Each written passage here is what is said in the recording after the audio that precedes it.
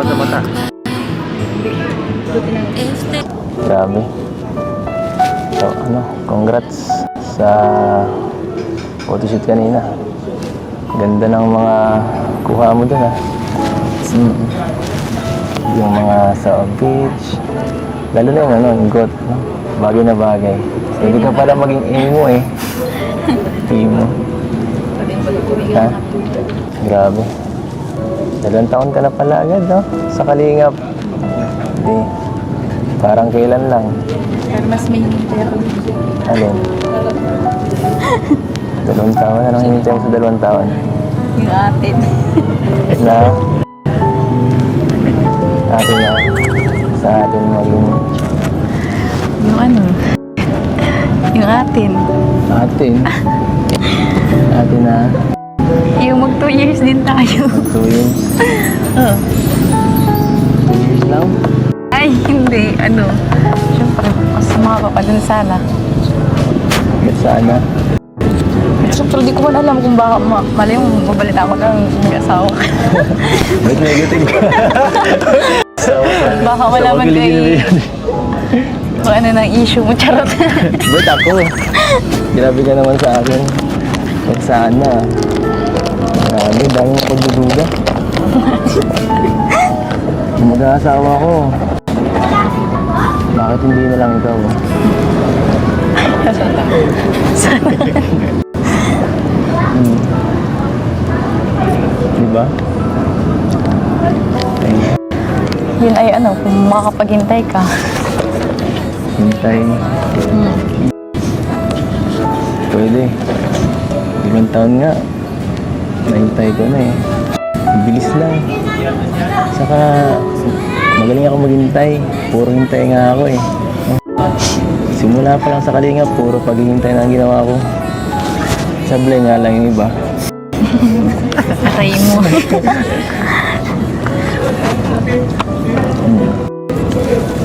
Sana kung maghintay ako, saan ako. Ba't ka pa baga sasabihin yun kung wala?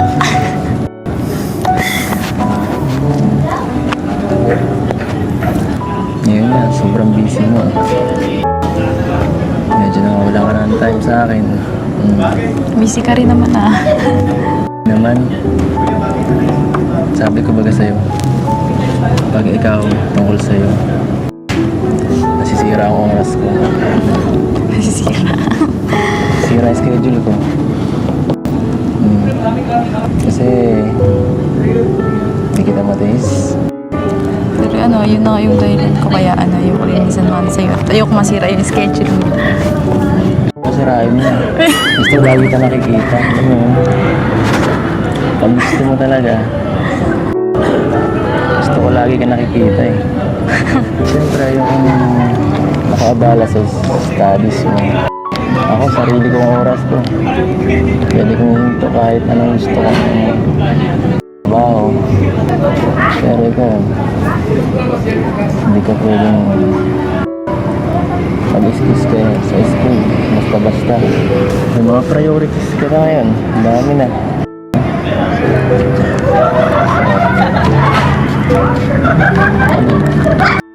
Okay ka lang? Wala.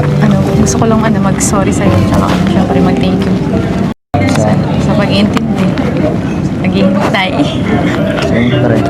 Simula pa lang nung hindi po talagang grabe yung effort mo palagi. Pagkatid sundo, tas dun sa mga ginagawa natin nung pinapag-practice natin. Kahit alam kong pagod ka na galing sa pag-scout, talagang disidido ka pa din mag-practice. Siyempre gusto ko maibigay sa'yo yung pinaka-the best.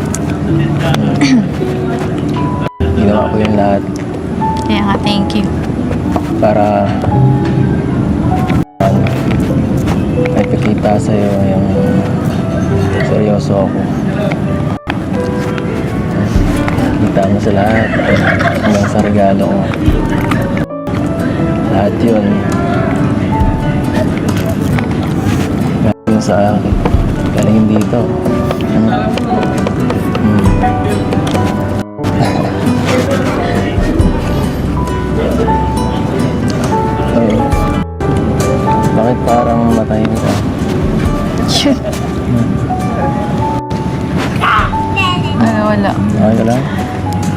Namiss ko lang yung ano, yung nakaraan, yung summer baga. Lagi tayong magkasama. Lagi tayong nalabas. Namimiss ko yung ano, yung marami pa tayong oras para baga magkita. Namimiss kita. Namimiss kita.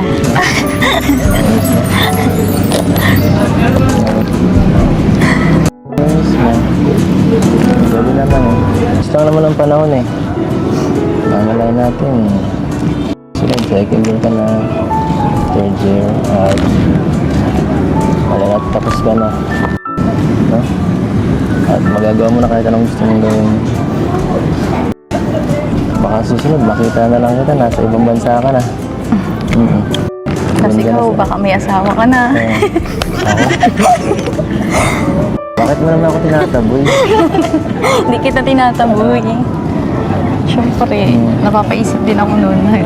Overthink din ako dun sa ganun. Kasi, siyempre, nasa edad ka na din. Hindi, gusto ko lang maging honest na, na gano'n. Na nag-OT ako sa, sa magiging, pagdating ng, panahon. Tsaka, hindi rin naman ako, 100% na umaasa kasi, yun, ayoko masaktan. Alam mo na yun? Tsaka, kasi yun, di ba natin alam kung ano mangyayari sa mga susunod na taon. Tama ka. Wala nga. Hindi mo alam. Hayaan mo na yung mga masyado ko mag-isip sa long term eh. Basta fokusan mo yun ngayon. Pakita mo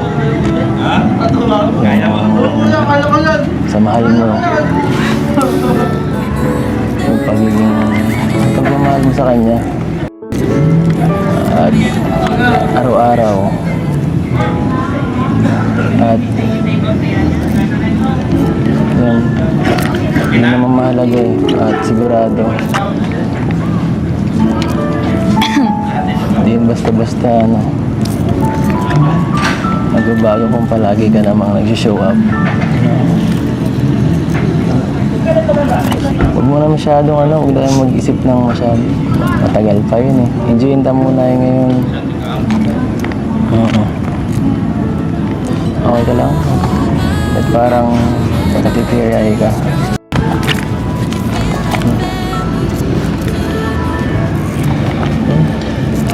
Bakit? Wala, yun. Hindi, tears of joy yan kasi syempre nandito siya. Namiss ko kasi ito eh. Yung magkasama ulit tayo ng ganito. Wala nang dati. Ako rin. Kung ano nang ginagawa. Kung ano yung kalokohan. Masaya lang.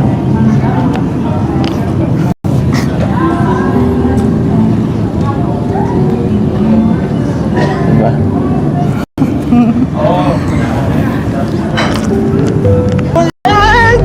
Ate Yancy! Namiss ko kayong dalawa! Panghira! Ano, gusto kayo? Grabe, sa dami-dami ng pwedeng pasalang, ito pa? Oo nga pala, Ate Yancy, Haoransari. Tama ba? Sabi mo sa Grabe Ako, ate, mali-mali ka na naman. Ano sabi mo, Mansari? Second anniversary ni Bianca sa Kalingap.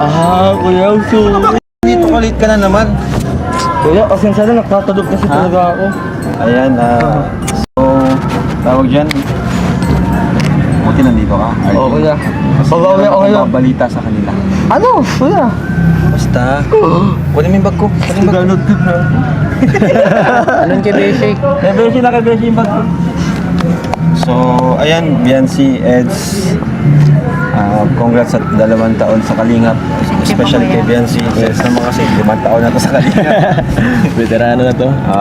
May gusto lang din akong i-announce at inutos lang dito sa akin nila Sir June, chairman natin ng Velvet Box. Kasi merong di ba, sa summer walang pasok. wala talagang pasok noon. Yung sinantya namin na walang pasok. And tapos kayo yung naisipan namin na isama sa Korea. Ay, wow! Paano ako? Sa Korea. Wow, Kasama Korea. Velvet Box. Sana on. Ako, si Jack. Yeah. And ang Elsie. Salamat. Opa! Thank you po. Sila kasi yung napili ng Saranghe. Velvet Box. Saranghe. Sarang Ang Saranghe. Saranghe. At sakto yun, bakasyon yan. So, Uy, bakasot?